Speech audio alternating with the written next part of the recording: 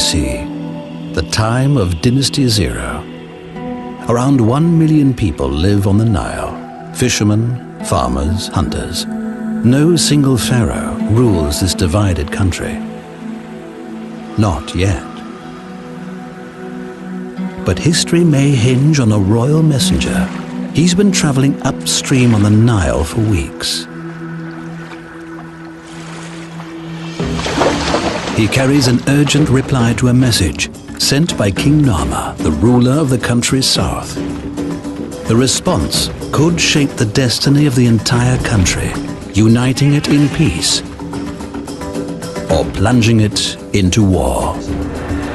King Narmer wants to expand his increasingly powerful southern kingdom to include the disparate tribes of the north.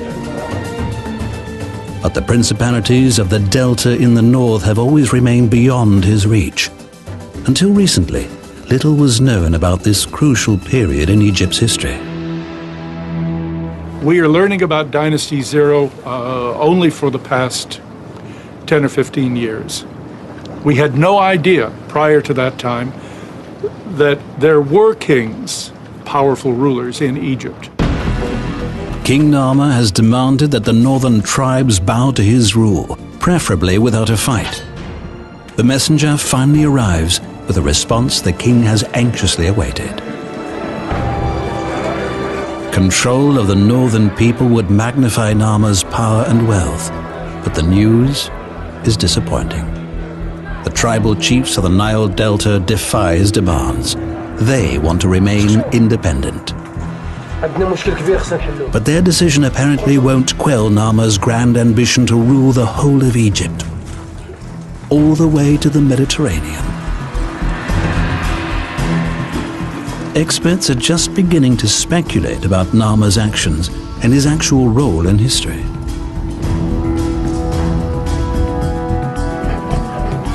After 5 millennia, it's difficult to separate fact from propaganda. Supposedly, this relatively obscure king took up the simple spears and stone clubs of his day and went to war, vanquishing his enemies and uniting the tribes and towns of Egypt into a single kingdom. At least, according to what is now known as the Narmer Palette, the most important source from that time. The 5,000-year-old stone inscription shows Narmer wearing 2 crowns, representing all of Egypt. But does that mean Egypt was founded by force? Die Darstellung auf der Palette, wo der König mit einer Keule einen Feind niederschlägt, der Feind wird sogar am Nasenseil geführt, sein Kopf wächst aus einem Landeszeichen heraus, aus dem Papyruspflanzen wachsen, lassen keinen Zweifel daran, dass das mit Gewalt geschah. Some Egyptologists speculate that the tribal leaders had fought each other for generations. But King Narmer sees the bigger picture.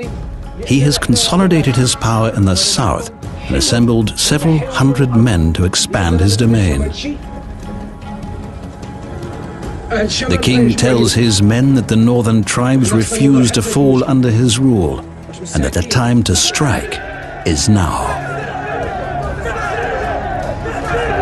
But Egyptologist Kent Weeks sees another origin for the Egyptian empire. I think myself it was largely a peaceful operation. And I think too that it was something that was the result of a long period, a gradual period of assimilation. I don't mean thousands of years, but I certainly mean several generations, during which time this gradual emergence of a unified culture came about.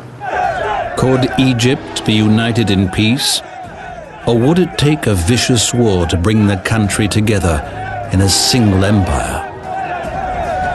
Was an act of suppression an absolute victory over enemy peoples necessary to create a great civilization? The answer to this question is crucial to our understanding the next 3,000 years of Egyptian history. To find that answer, scholars must gather evidence from every corner of the empire. The swampy lands of the Nile Delta, swallowed the secrets of this pre-dynastic period. But the southern desert hides many surprises, including a political power center dating to Dynasty Zero, a place called Abydos. It was a magical settlement, nestled in the desert lowlands next to the Nile River Valley. In this sacred center, the graves of the first pharaohs were discovered. And Abydos may help scientists unravel how Egypt was founded.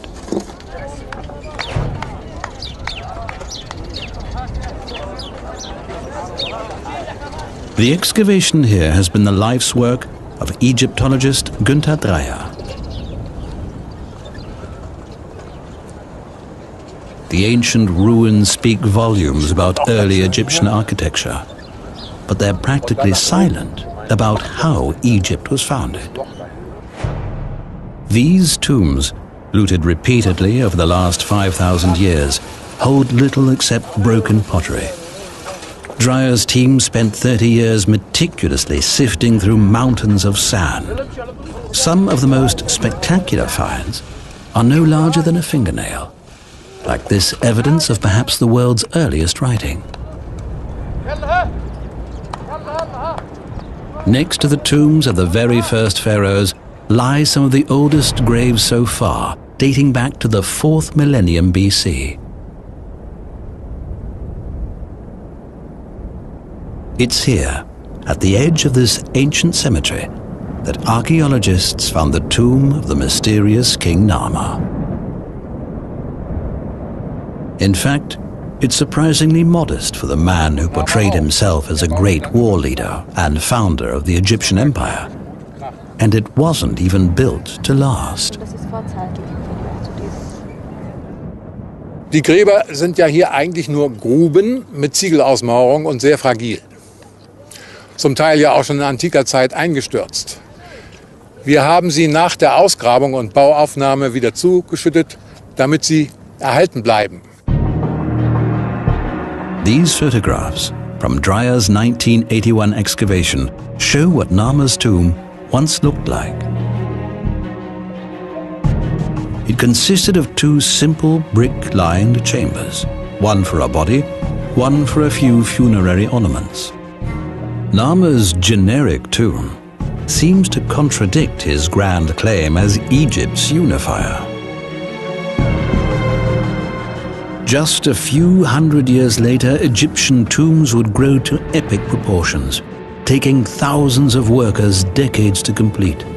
And entombed within them were rulers so powerful they were venerated like gods. Such achievements were only possible in a unified kingdom, with a single ruler. If Narmer truly unified Egypt, one would think he'd rate that sort of monumental funerary treatment for himself. But apparently not.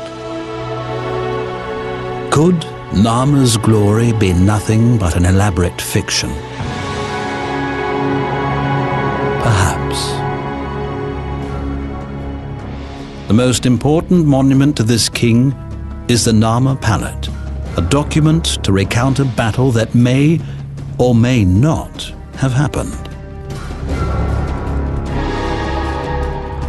For the next 3,000 years, every Egyptian king portrayed himself as a victor, even if he never fought a war. Narmer may have been no different. There's another important center of Dynasty Zero that might help solve the mystery of the Narmer Palette. It's 250 kilometers south of Abydos, in Hierakonpolis. This city had a pivotal role in the founding of the empire. For 500 years, this was one of the great power centers of the south, a vital part of King Narmer's rule.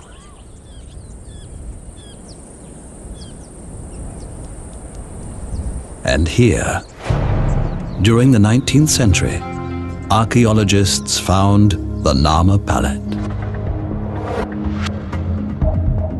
Archaeologist René Friedman has been working at Hierakonpolis for more than a decade, piecing together the few remaining traces of the ancient city.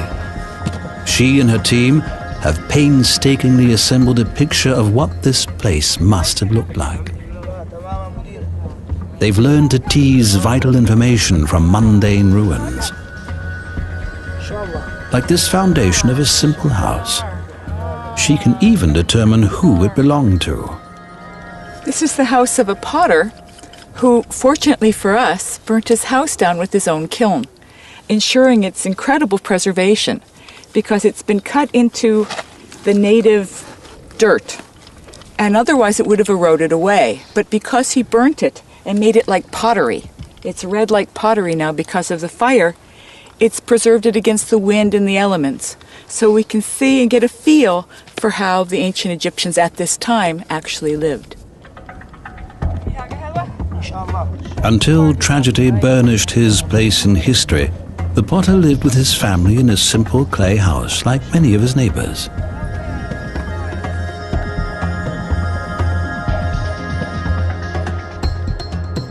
In the adjacent shop, he produced pottery for inhabitants of Hierakonpolis, at that time one of the greatest settlements in the world.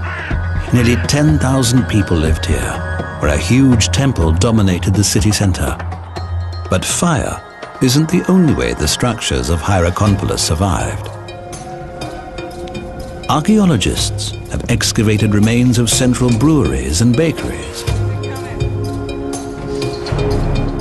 The most remarkable discovery, however, came from outside the city. It's a cemetery for the Egyptian elite, with about 200 tombs.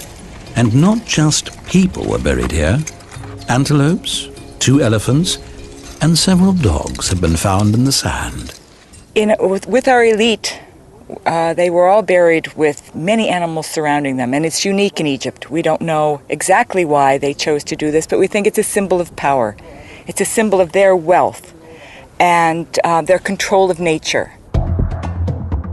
Their burial practices may seem strange to us, but life in Hierakonpolis seems orderly and strikingly civilized. The city stretched for 5 kilometers along the Nile. When most Europeans still lived in fragmented settlements, the residents of Hierakonpolis enjoyed a flourishing society based on trade and cooperation.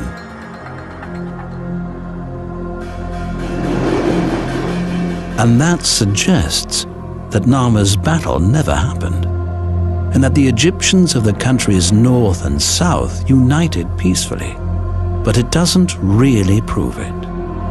To get to the truth, we need to dig further back into history to discover where the ancient Egyptians actually came from.